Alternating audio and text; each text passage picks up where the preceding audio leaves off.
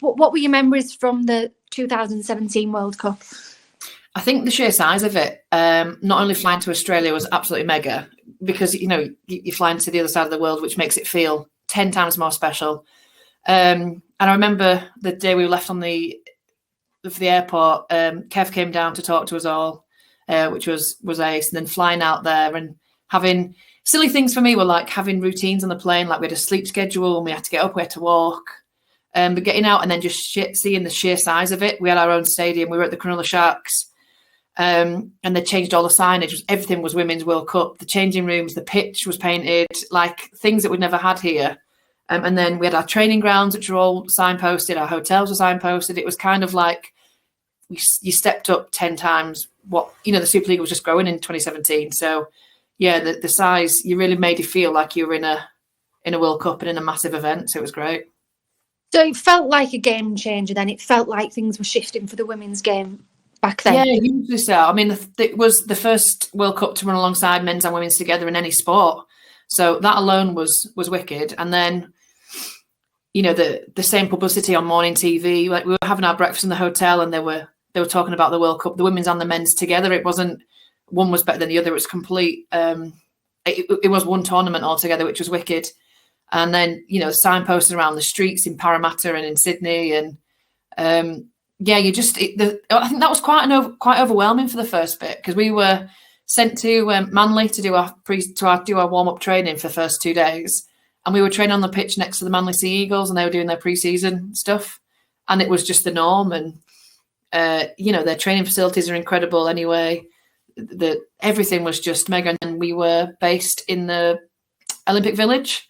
So we were using the Olympic 50-metre swimming pool as our training pool, and our cool down and recovery pool. So everything was just magnified 10 times. And it was our morning coffees, our balconies for our team room looked out onto the ANZ Stadium. So everything was just, you felt constantly, everything was scheduled right down. So you get a schedule every morning or every night, sorry, and it'd say 8 o'clock testing, what to wear, what to bring, what you're going to be doing. All of your day was scheduled right down from what you were eating, what you were wearing, and what you needed to bring. You didn't have to think about anything other than yourself and training. So, yeah, it was intense. Like, I think back, and sometimes there was moments where you wanted your freedom, but also you didn't have to think. It was great. And it was just that you are in a real deal competition. So, yeah, which made you perform and train like that as well. I was going to ask that. If you weren't expecting that level of exposure and that level of details, did it add a bit of pressure to it, or did it help? I think because we've been out with England in the July, and exposure wise, and they've done the whole same thing with the schedules and the training. We always have a schedule, it's as if they call it like test week, or obviously it was World Cup. But yeah, we have a daily schedule and a weekly schedule. So it wasn't new in that respect. What was new was just the sheer volume of everything. The launch event when you went to the hotel, and there was obviously all the teams there, and various bigwigs from Australia were there. So yeah, it was overwhelming, but it was kind of like really exciting as well. And I think, it's a World Cup. You're in a World Cup, so you feel great anyway. But it was that extra like, oh, I'm in a World Cup. Like it was that real. And for a lot of us, I think we got more excited about it, or it meant a little bit more because, there was more at stake. The people had put so much effort into it that you kind of wanted to repay that with your own effort, I think. And what did you learn mostly from that experience, that competition? I think the biggest thing for me was how lucky I was. And I know that sounds really cliche because I was playing in a World Cup and I was really lucky. But I'd obviously worked quite hard I had a bit of an injury for that year, so I'd worked quite hard. But there were girls that came out of us that didn't even play. They were either 18th, 19th man, or they didn't put the boots on. And that could have happened to any one of us at any point, and it made me realise how lucky I was. And then looking back, we were the first ever competition to run men and women alongside. That's kind of history was made. But yeah, not to take anything for granted really. And it was kind of repayment. A lot of the girls, we'd worked really hard and not had that much support in terms of training back home, building up to it, if that makes sense. And that's a massive learning curve, I think, that the RFL have learned this year, is that the support for the women's game and for the women's England team is mega. So, yeah, how lucky I was not to take anything for granted, and how difficult it has been in a World Cup tournament. it's not an easy feat. I think psychologically, I learned a lot about myself in the sense that it's a pressurized situation. You've got to learn how to not be so hard on yourself and how to pick other people up, but also be really honest with them. It's a team, and if your team weren't doing very well, I remember after the Cook Island game, we didn't do very well, and we shouldn't have performed the way we did. And it was like that honesty where you can be honest with your teammates in a way that maybe would have been critical or not as nice if it was a smaller environment. But you learn how to take that feedback and learn how to develop as a player and as a team. So yeah, it was great, but definitely how lucky I was and how privileged I was to be out there. What do you think the legacy from that tournament was in terms of new players being attracted to the game and for the Super League competition? I think it was just a sheer size of the competition. The coverage we got, our games were streamed. All of the games were shown in Australia on Channel 7. So the sheer volume of women's rugby and what that was and how good it is, I'll argue it to, we're still an entertaining game. Might not be as physical as the men, but, there's elements that are really good still. And I think because of the publicity of that, I think because how big it was and the press and the coverage we got back in the UK, that helped to grow our game massively. And then with the back of the launch of the Super League, it was kind of like this rolling thing. And with like St Helens, Leeds Rhinos, Wigan Warriors, all then jumping on board. And that season, I think the combination of the World Cup being really successful and then the launch of the Super League with brand new Super League teams, I think that was like the kind of the avalanche effect, the snowball effect that it just kept on rolling through. Because I think we only had, it was me, Lois, Charlotte, and who else was it? Rhiannon. Oh, was it Rhiannon? From us at Leeds, we had about 3-4 weeks off before we started pre-season.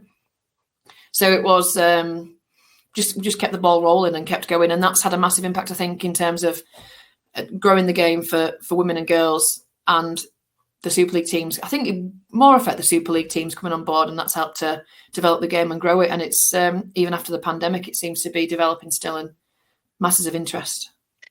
Upcoming tournament, how much of an opportunity have we got now again to take the game to an even greater level? Oh, it's wicked, isn't it? Like the stadium's been used, the teams involved.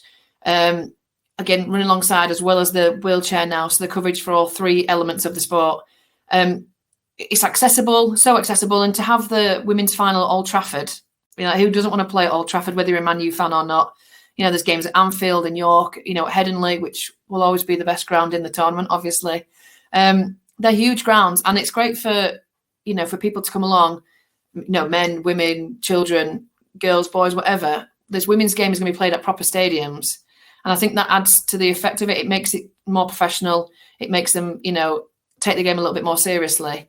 And it's going to gain loads more interest. There's so much you can do around being at a stadium. You can do loads more around, the development of the game and the community side of stuff. So I think it's going to be massive. And they're pushing the 21,000 participants by 2021, by the World Cup 2021. So hopefully that target's going to be reached and smashed. We've seen the film Power Mary about the women's game in Papua New Guinea, which shows how sport can change communities and perceptions. How great is it to see more non-traditional rugby league countries like Brazil involved in this year's tournament? It's just that I didn't even know Brazil had a team before, I knew that Lois had gone out and she'd developed some stuff out there. But to get a team together for a World Cup is amazing, and to fund that and to bring them over to the UK it's just wicked because we hit South America, Papua New Guinea, all the the Pacific Island side of stuff. They're always going to kind of have that, but that game is growing, and with the men's game and the talk of New York and all of that lot and Canada and stuff, it's getting out there more, isn't it? It's just showing it, and hopefully the coverage is going to be really great so that people around the world can see it. Whether you've watched it or not before, there's people that'll just watch sport for the sake of watching it, isn't there? And if you're Brazilian or if you're from Australia, you just want to. It's a World Cup, so you're going to support your team, or you're going to look at them, or check in and just say, "Oh, there's a World Cup and they're in it." Even if 10, 20 more people from each country watch it, it's still going to be growing and developing. And then it's like the European side, that's not far off being developed further. And with France being back in this year because they didn't come to the 2017 World Cup. That helps as well massively because it's that European edge of it. So I think, I don't know, it's kind of that cliche thing, isn't it? You just want your sport to grow, you want everyone to play it, you want everyone to know about it. But it is, last year we had was it 5 or 6 people in the world? Not last year, but last World Cup. And this year we've got Brazil, Papua New Guinea, Cook Islands, France, Australia, New Zealand. Nearly everyone everywhere from the world's been pinpointed, isn't it? All of those little misconceptions that people think that the women's game is not as good or as not as strong are gradually going, and I think it's great because I'm 5 years ago, you say you play rugby and people have this stereotypical view of the women that play rugby, whereas now I think it's changed massively. I think I've seen that more, probably being a bit older and reflecting back more, but that's only going to change further. And like the communities in Papua New Guinea, the girls that are out there were grateful for, you chatted to them, or we swapped a couple of T-shirts or whatever, and it was like you'd given them, a wallet full of cash or something. They were so grateful for any kind of acceptance, or and there's people you can still keep in contact with them on social media and stuff, and they're still playing. And there's women that are like 40 now that are still playing, the equivalent of whatever Super League it is out there, and still competing to be in the World Cup team. And that's wicked. That 40 years old, obviously I'll not be playing at that age, but that's the love of their sport and how much it's developing. Nobody wants to stop yet. So, if that happens in Papua New Guinea, like, can it happen in Brazil? Can it go further afield and more people get involved and not think that women's rugby is this specific kind of stereotype, which would be brilliant.